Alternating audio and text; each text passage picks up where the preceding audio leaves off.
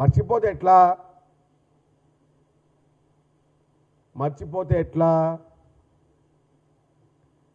ఇంకా రాజ్యాంగాన్ని చేతి పట్టుకున్నారు. రాజ్యాంగాన్ని, రాజ్యాంగ విలువలని, రాజ్యాంగబద్ధమైన నైతిక విలువలని ఎప్పుడైనా మీరు అమలు పరిచారా? ఎప్పుడైనా మీరు ఆలోచించారా? తగుదునమ్మా అంటూ రాజ్యాంగాన్ని కాపాడాలి అని చెప్పి నిన్న బీఆర్ఎస్ పార్టీ భవన్లో నాటకాలు ఆడుతూ ఉన్నారు. ఆడండి. రాజ్యాంగాన్ని, రాజ్యాంగ విలువలని మంట కల్పిందే తెలంగాణ రాష్ట్రంలో బీఆర్ఎస్ పార్టీ అని మర్చిపోతే ఎట్లా?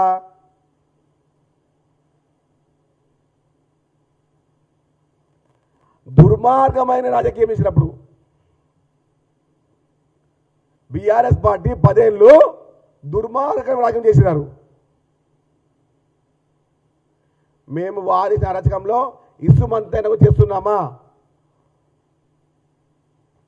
మీరు చూడొచ్చు, మీరు కూడా చూడొచ్చు. ఇసుమంతైనా గత 10 సంవత్సరాల్లో బీఆర్ఎస్ పార్టీ చేసిన అరాచకాలు అన్నీ ఇన్ని కాదు. ఇందిరా చౌక్ను ఎత్తేసారు, ధర్నా చౌక్ దగ్గర, అది బీఆర్ఎస్ పార్టీకి చేసింది కదా. రైతు కూల సంకలు వేసినారు, అది బీఆర్ఎస్ పార్టీ హయాంలోనే కదా. రాజకీయ విలువలు, రాజ్యాంగబద్ధమైన ఏ ఒక్క వ్యవహారాలు చేయని బీఆర్ఎస్ పార్టీ ఇప్పుడేమో ఎంత స్పష్టంగా అబద్ధాలు ఆడుతుందంటే, వీళ్ళ అబద్ధాలు రాసుకుంటూ పోతే రామకోటి ఎంత, చెప్పుకుంటూ పోతే భగవద్గీత అంతా. అలాంటి దుర్మార్గాలు అన్నింటినీ చేయలేదు దుర్మార్గులు వీళ్ళు. నిన్న అయితే చాలా హ్యాపీ అనిపించింది. 3 గంటల పాటు బీఆర్ఎస్ పార్టీ ఆఫీస్లో రేవంత్ రెడ్డి గారి పేరు చెప్పి చెప్పి చెప్పి చెప్పి చెప్పి చెప్పి మీరు నిన్న పునీతులు అయిపోయారా నాయన? మీ బీఆర్ఎస్ పార్టీ ఆఫీసు, మీ తెలంగాణ భవన్ 3 అవర్స్ రేవంత్ రెడ్డి రేవంత్ రెడ్డి రేవంత్ రెడ్డి రేవంత్ రెడ్డి అని చెప్పి చెప్పి చెప్పి చెప్పి చెప్పి ఎంత అదృష్టవంతైనా మీకు చెప్పి జనవరి రోజు బీఆర్ఎస్ పార్టీ నాయకులు అదృష్టవంతులు అయిపోయారు. నేనైతే మీరు లక్కీ అబ్బా బీఆర్ఎస్ నాయకులు, నిన్నైతే చాలా అదృష్టవంతులు. చెప్పుకుంటూ పోతే ఇక మాకన్నా ఎక్కువ అదృష్టం మీరే అయిపోయారు ఇప్పుడు నిన్న ఒక రోజులో. కాబట్టి ఇంకా 8 సంవత్సరాలు 2023 వరకు 2034 వరకు 2034 వరకు బీఆర్ఎస్ పార్టీ నాయకులు, బీఆర్ఎస్ పార్టీ మొత్తము రేవంత్ రెడ్డి గారి పేరు చెప్తూనే ఉండాలి, చెప్తూనే ఉండాలి, చెప్తూనే ఉండాలి. నామస్మరణ చేస్తూనే ఉండాలి, చేస్తూనే ఉండాలి, చేస్తూనే ఉండాలి.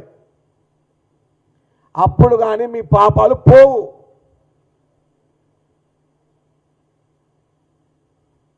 ఇంకా రాజ్యాంగం పట్టుకుంటారు ఈ దుర్మార్గులు. రాజ్యాంగాన్ని, రాజ్యాంగ విలువలని బీఆర్ఎస్ పార్టీ ఎక్కడైనా ఆచరించిందా 10 సంవత్సరాల్లో? ఇంకా రాజ్యాంగం మారుస్తామన్నారు ఈ దుర్మార్గులు. రాజ్యాంగాన్ని మార్చాలే అన్న కేసీఆర్ ఎక్కడ పోయిండు? ఇప్పుడు రాజ్యాంగ విలువ గురించి మాట్లాడే కేటీఆర్ కూడా ఆడికే పోతాడు.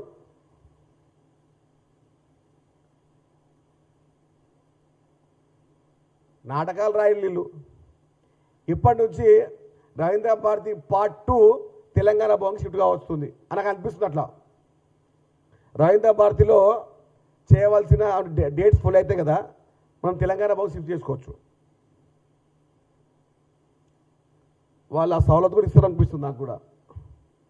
తెలంగాణ భవన్ రవీంద్ర భారతి 2గా నిన్న నుంచి ఒక మంచి అట్మాస్ఫియర్ క్రియేట్ అయింది. నాటకాలు చేయడంలో, మంచి నాటకాలు రక్తించి కట్టించడంలో చాలా స్పష్టంగా మంచి స్పేస్ కూడా ఉంది వాళ్ళకు. రవీంద్రాబాద్లో మంచి స్పేస్ ఉంది కాబట్టి రవీంద్రాబాద్ 2ని మనము అక్కడ ఏమైనా డేట్ ఫుల్ అయితే కూడా మనం తెలంగాణ భవన్కి ఇచ్చే విధంగా మనము తీసుకోవచ్చు. వ్యవహారాలు బాగుంటుంది. ఎందుకంటే ఇక వాళ్ళకి అదే పనిగా ఇక నాటకాలు వేయడము, రక్తి కత్తించడము, ఆస్థాన్ని పండించడము బీఆర్ఎస్ పార్టీకి పెట్టింది పేరు. కాబట్టి రేపటి నుంచే ఈరోజు చెప్పొచ్చు రవీంద్రాబాద్ 2 అంటే తెలంగాణ చెప్పుకోవచ్చు మనం. తెలంగాణ రాష్ట్ర ప్రజలు బీఆర్ఎస్ పార్టీని బహిష్కరించారు, బీఆర్ఎస్ నాయకులను బహిష్కరించారు. బీఆర్ఎస్ అంటే బహిష్కరణ రాష్ట్ర సమితి. ఇది తెలంగాణ 4 కోట్ల ప్రజానీకం యొక్క తీర్పు, తెలంగాణ అమరవీరుల కుటుంబాల తీర్పు, తెలంగాణ ప్రజా సంఘాల తీర్పు, తెలంగాణ ఉద్యోగ నిరుద్యోగ సంఘాల తీర్పు, తెలంగాణ యువకుల యొక్క తీర్పు. బీఆర్ఎస్ అంటే బహిష్కరణ రాష్ట్ర సమితి అని. మిమ్మల్ని బహిష్కరించిర్రా దుర్మార్గులారా.